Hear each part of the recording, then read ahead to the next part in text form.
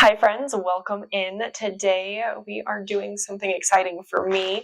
I'm going to be taking this turkey carcass and turning it into bone broth. That's a turkey that I made a few weeks ago. It wasn't for Thanksgiving, but I brined it and then roasted it with a bunch of vegetables and things inside of it, which are still inside of it for the bone broth. I'm going to add some extra onions as well. But this is a really easy recipe, and then we're going to go ahead and pressure can it after it's done. So obviously, first thing we're going to do is add in our turkey. This is the full carcass, leg bones and all. It is definitely a bit freezer burnt and things, but I don't think it'll matter all that much because we're cooking this low and slow. And we're going to have to make this turkey at some point here on the channel because it was the best turkey I've ever had, and several people also told me that it was the best turkey they ever had. So I'm just adding this all to my roaster pan. This is a 26 quart, I believe, roaster pan. It's huge. I could probably fit 2 or 3 turkey carcasses in here. Changed the angle up a bit.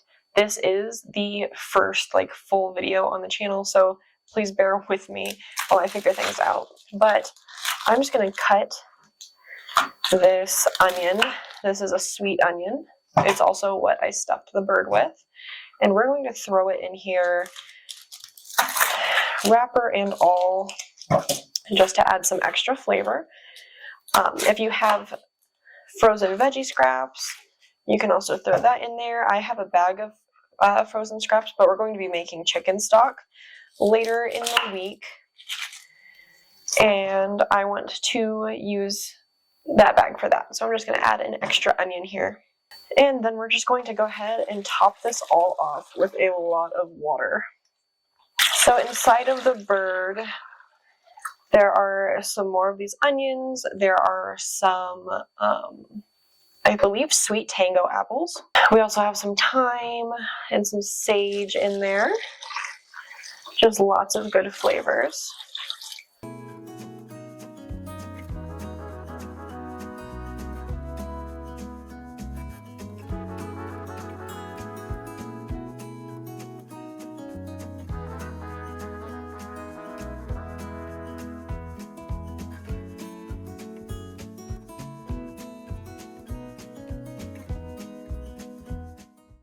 All right, that took forever doing it that way. I'm going to have to find a bowl or something moving forward to fill this up with because, oh my gosh. But here's what our roaster pan looks like. It's not much now. let's not sugarcoat it. It's just, floating around in there. But I'm going to go ahead and roast this at about, I'm going to start it at the 250 degrees mark. For about 24 hours and see where we end up, especially because this is starting with a frozen bird. If it wasn't frozen, I would say that that would be perfect. Just do it for 24 hours in the roaster pan on low. But I want to make sure that with it being frozen, that I'm getting all of that good flavor and everything. And I want the bones to really cook for the bone meal making process. So let's go ahead and get this started, and I will see you all tomorrow to start straining and canning it. All right, friends, it is the next day. The broth has been going for a little over 24 hours now. I made the choice to not top it off with water because I wanted a really, really rich broth for this. For chicken broth and stuff like that, I will be topping it off, and I'll show that in later videos. But I'll go ahead and show you what is currently in the roaster pan, and we will get to canning. All right, let's see if I can do this without standing up the lens, but that is what the roaster pan currently looks like. You can see it has gone down a lot, and now we have that really, really rich broth. So I'm going to go ahead and get us set up, and we will start getting this strained and into jars. All right, friends, what we're going to go ahead and do is get the broth into this bowl. I have this bowl here. We're going to put the bones and everything in this because I'm going to separate out the bones for bone meal. And I'm just going to get to straining out some of this broth. Here we have an entire leg. I'm going to move that bowl closer, actually. This broth is really opaque because I let it boil down so much. We're just going to dump this in here.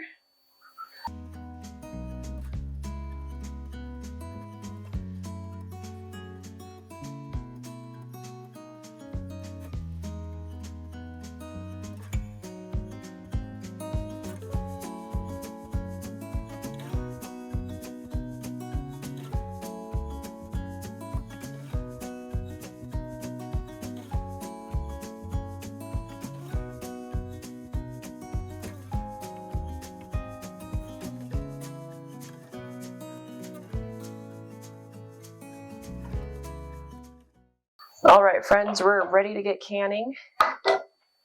This is a pretty easy process here. In some circumstances, I would use a fat separator to skim off the fat. I don't think that there is that much here. I might be eating my words in a minute. So we're just going to go ahead and start pouring.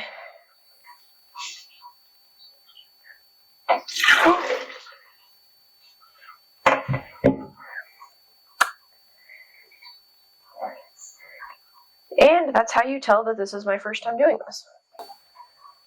Unfortunate that we just lost that much broth. But you know what? I'm learning. Mistakes happen in the kitchen. This is not a perfect kitchen. I will never pretend that it is. Work smarter, not harder. There's a reason that this is the tried and true method, I suppose. Now, we're aiming for 1-inch headspace. And I am not confident enough in my abilities. I am still a beginner canner, if that wasn't abundantly clear by that mishap.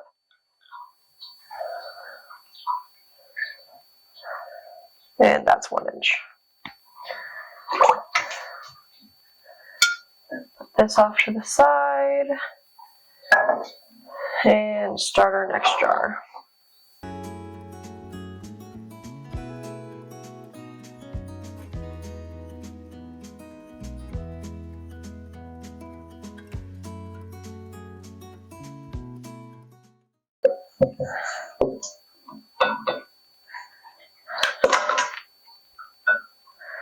We're a bit lower. If I hadn't spilled, we would have been perfect.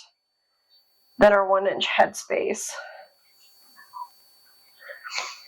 Trying to decide what I want to do here. I might just add a little bit of water. I know it'll dilute it. Just a bit, because I would rather be safe and follow the guidelines in this case. Since I am so new to pressure canning, I do not feel great about taking liberties. Okay. And let's be real, that's such rich broth that it'll be okay. It's alright that a mess was made. I think on YouTube and stuff that people try really hard to project this image of perfection, and that's not what this is, honestly. I am human, I make mistakes, and I will share those mistakes with you, and hopefully we all learn something. Now, I'm going to prep these for going in the canner. I am wiping my rims with white vinegar. A lot of people also just do this with a dry paper towel or with water. It really is up to you. I'm especially using vinegar because this is such a fatty broth that I want to make sure that that is cleaned off of there before I get my lids and rings on.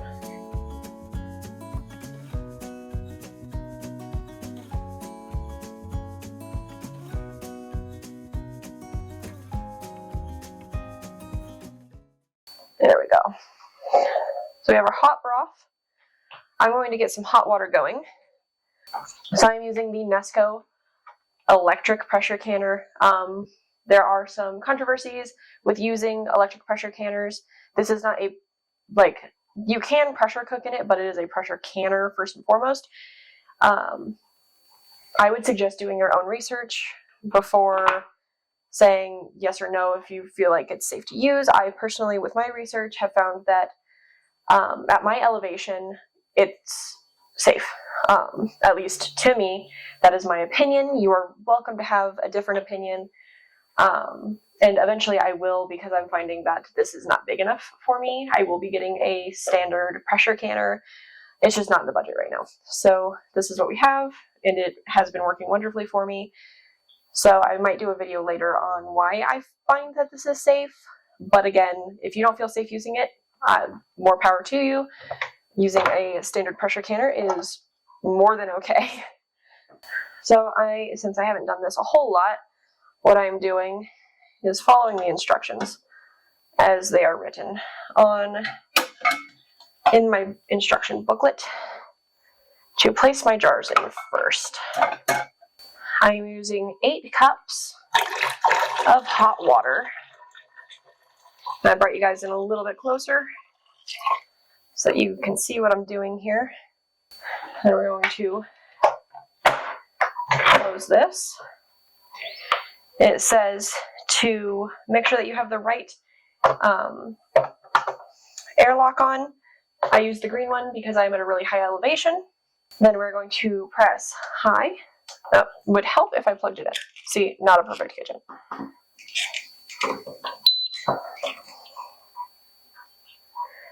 We're going to hit high. And we're going to do this for 25 minutes. Make sure that our limiting valve is on exhaust. And we'll hit start. So now what it is doing is it's getting to the correct internal temperature, and this can take up to 30 minutes. So we're just going to leave it and come back when the next step starts. This is me editing. I had so many audio issues here, but this is just me picking out the bones in the turkey to get them ready to make bone meal. Alright friends, it has been well within our time. I let this sit for a little over an hour to help prevent siphoning. And we're going to see if I can get these out. And this is me editing again. My microphone died on this video, but apparently the quality of it wasn't very good anyway. So I do have a new mic coming. This is at my computer, which is why it sounds so much better. But this is just me removing all of the jars. They ended up sealing great. One of them popped as I was doing this, and that's really exciting. So it seems like this was a success, and I'm really excited to try out all of this broth. I ended up even actually breaking my little jar puller. The handle ended up snapping off here. It just really was not my day. But that's all right. I'm excited to get this video out and everything. And if you've made it this far, I super duper appreciate it. There will be more actual audio in the video after this clip. Because I just used my camera audio instead, which actually worked out better. It sounds a lot better, so. And now we have 4 beautiful jars of turkey bone broth. One has already sealed. I'm expecting the other ones to pop over time, of course, probably pretty soon here. But thank you guys so much for joining me today, and I hope to see you in the next video. Have a great one. Bye-bye.